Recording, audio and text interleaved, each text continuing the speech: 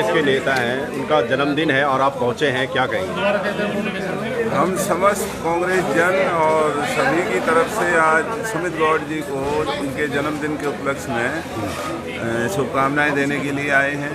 और हम सब ने सुमित जी को, उनके पिता श्री गौड़ साहब को शुभकामनाएं दी हैं। उनकी लंबी आयु की, अच्छे स्वास्थ्य की कामना की है और एक उज्ज्वल राजनीतिक भविष्य की हम सभी आज कामना कर रहे हैं और उन्हें बधाई दे रहे हैं। जी, जिस तरीके से शुभगाहट हो रही है, आने वाले जो छोटे चुनाव हैं, निकाय के चुनाव हैं, उसको लेकर आप किस तरीके से देखते हैं? कई जगह जो लोगों ने प्रचार शुरू कर दिया, अभी आपने थोड़ी देर पहले कार्यकर्ताओं के साथ एक बात भी शेयर की थी, तो पब्लिक के लिए आप क्या कहना चाहेंगे? देखिए, वो तो एक कानूनी एक मामला है और आज पंजाब हरियाणा हाई कोर्ट में माननीय चीफ जस्टिस के बेंच के सामने जी हरियाणा में नगर निगम, नगर परिषद और नगर पालिकाओं के चुनाव के अंदर जो सरकार धांधली करके बीसी की रिजर्वेशन बिना कानूनी तौर पर गिनती कराने में लगी हुई है और जो जहाँ ज़्यादा बीसी हैं उनको रिजर्व ना करके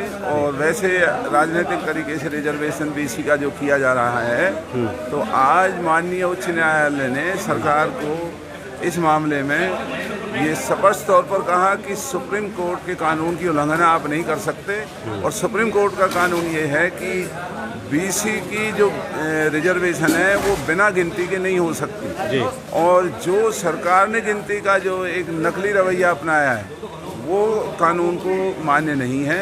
जिस तरह से महाराष्ट्र में अभी सही तरीके से बीसी की गिनती ना होने की एवज में तमाम बीसी की सीटों को जनरल कैटेगरी में डाल दिया गया।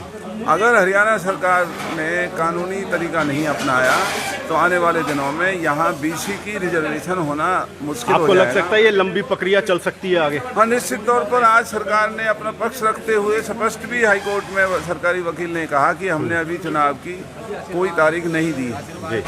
तो पहले कानून के मुताबिक बीसी के वार्डों की उनकी जनसंख्या के आधार पर उनका फैसला होगा।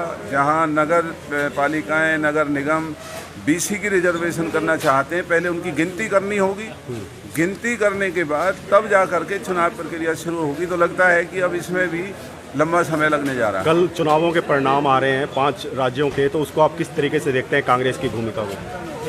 देखिए, ये जो 5 राज्यों के चुनाव हैं, इसमें भारतीय जनता पार्टी ने जिस तरीके से पद का दुरुपयोग किया है, जिस तरीके से राजधर्म की पालना ना करके धन और बल के दम पर जो चुनाव को जीतने की जो हिमाकत की है, तो हम ये मानते हैं कि आने वाले दिनों में अगर भारतीय जनता पार्टी इन चुनावों में धन और बल के दम पर चुनाव जीतती है तो ये प्रजातंत्र के लिए बड़ा घातक होगा।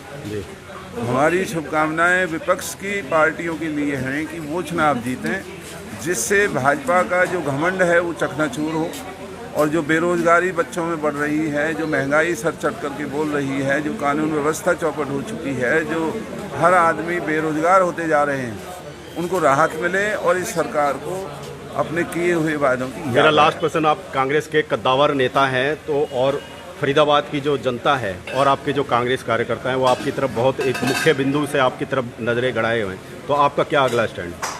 देखिए, हमारा तो फरीदाबाद पलवल ही नहीं, अब तो पूरे हरियाणा के लोगों से ये आह्वान है कि इस भाजपा की भ्रष्ट सरकार को राज्य से और केंद्र से उखाड़ना होगा और यहाँ प्रजातांत्रिक तरीके से सरकार बना करके जो बर्बादी बीजेपी की सरकार ने देश में और हरियाणा प्रदेश में की है, उन्हें लोगों का विश्वास जीत करके नौजवानों को रोजगार देना होगा। यहाँ पर रोजगारों को, ठप रोजगारों को दोबारा से चलाना होगा और किसान, मजदूर, गरीब लोगों के हितों की रक्षा करनी होगी। धन्यवाद।